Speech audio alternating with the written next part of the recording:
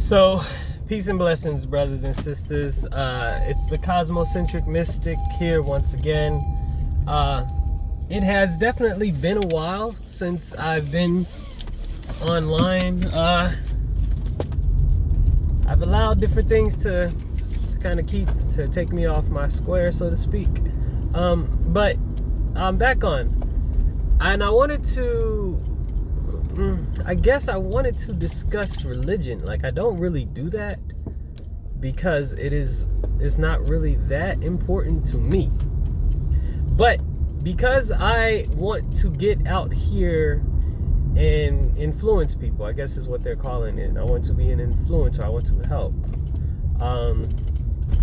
I need to discuss my views on certain things. My views are views, and that's it. But it does overlap with certain conversations that are being had in the larger community. In particular, I've been watching these different videos with these pastors coming out defending Christianity. Now, this is interesting. This is new to me, I guess, because for the longest time, I just kind of chopped it up to myth and legends and let it go. My whole thing has always been respect brothers and sisters where they are at. All paths eventually lead to the divine essence, even if you have to travel multiple lifetimes to get there. You will achieve. But I've noticed some of these conversations that people are engaged in, and I've had these conversations with myself. I've researched this a long time ago, and came to my conclusions and lived my life and let it be. However, there are some things that I would like to discuss and put out there. So, one, like, the Bible is Jewish myth. That it's not literal, it's not factual, it's mythical, cultural and mythical. Point blank, period. And so people who don't see it as such are going to continuously run into problems if they try to prove the literal meaning of the Bible, because it's not a literal document. It's a mythological document, and it needs to stay in cultural mythology. So, for the when earlier I was just saying the whole thing is lie, I just let it go. But you can find the Jewish people in history. The earliest possible mention of the Jewish people comes from one of the pharaohs of the 22nd dynasty, I think it was, because the 25th was in this 800s. So I think it was the 22nd dynasty. One of the pharaohs discussed one of his military campaigns and talked about destroying or coming across the temple of the Harabu in the Asian desert. And so that was the scholars kind of chopped that up and try to connect that with the Jewish people and so on and so forth. And so that's the first earliest historical mention of them. I think this is 1100 BC, something like that. But prior to that, really, with the Jewish people, you have a bunch of tribes with an oral tradition. The Jews didn't write things down. You have an oral tradition, and in these oral traditions, you have different tribes maintaining different cultural myths.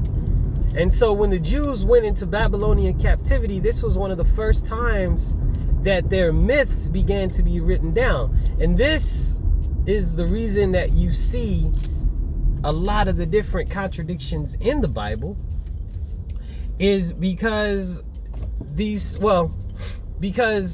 authors who were, writing down and documenting this Jewish history or this Jewish culture didn't want to invalidate certain Jewish sects over the others, or validate certain Jewish sects, certain Jewish traditions over the others.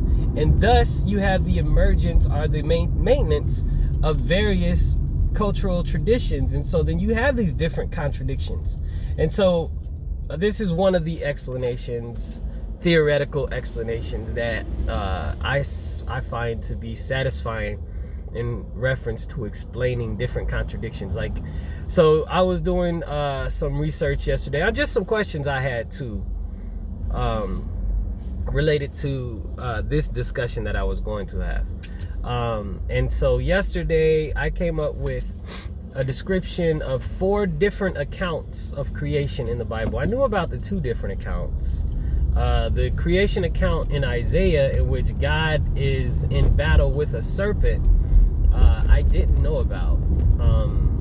And so, but then the Jewish scholars and the Christian historians relating the Jewish account of creation in Isaiah to having similarities to the Babylonian accounts and the other creation myths that existed in the areas in which the Jews were roaming prior to Babylonian captivity.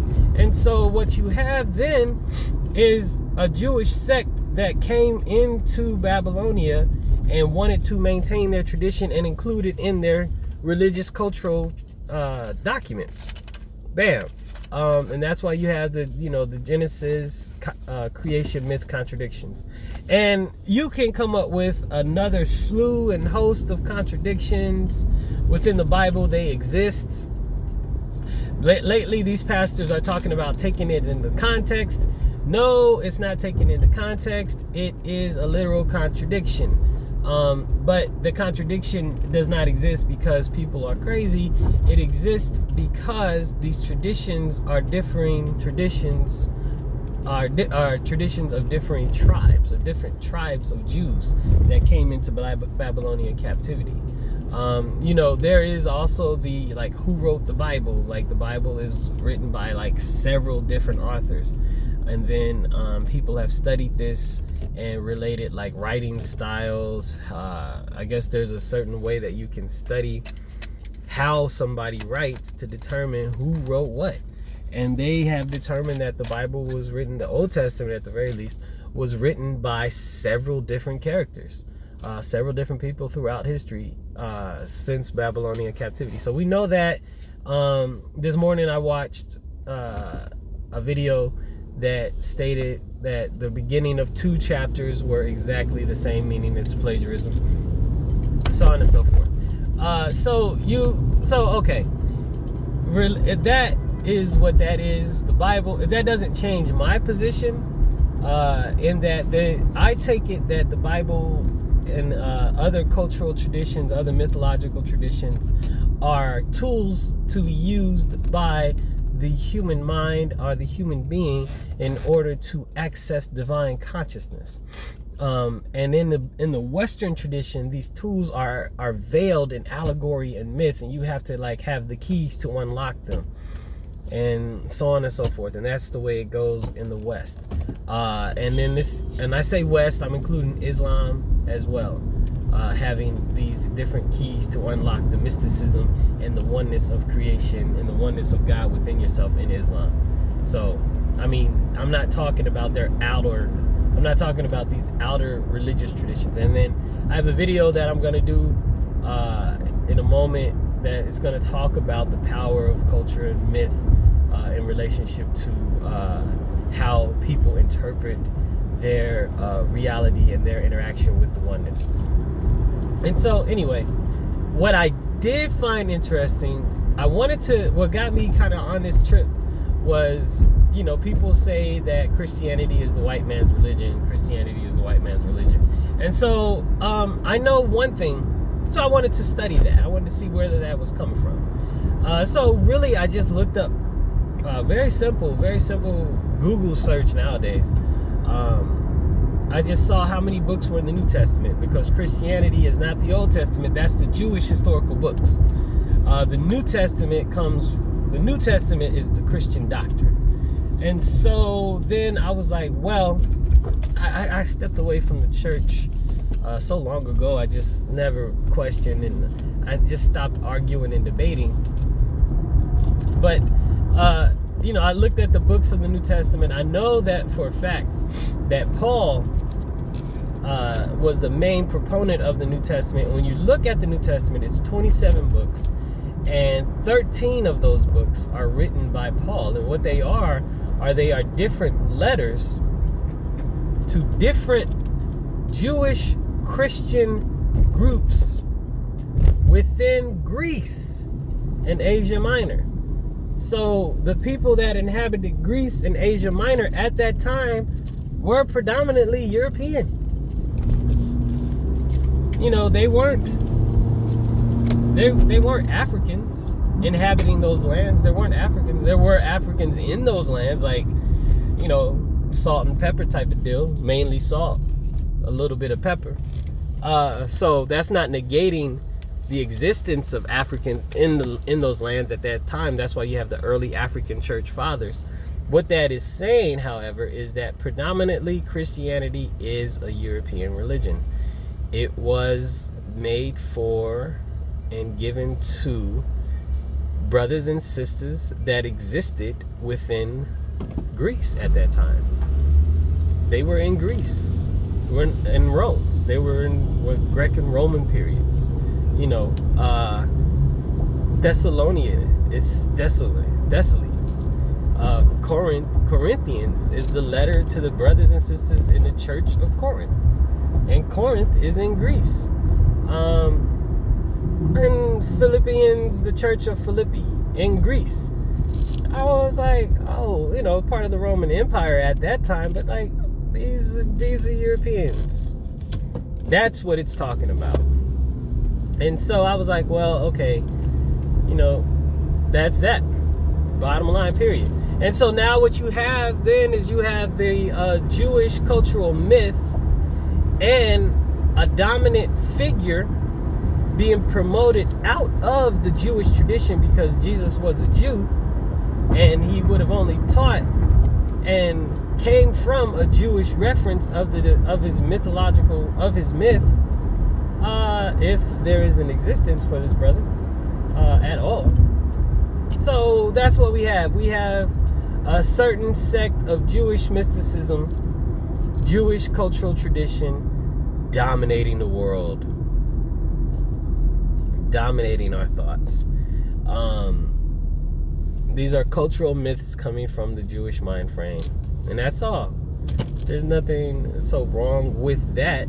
If brothers and sisters want to adhere to that, that's what they want to do. But you can't say it's the literal truth for everybody, because a cultural myth of one nation is not the cultural myth applied to all. Peace.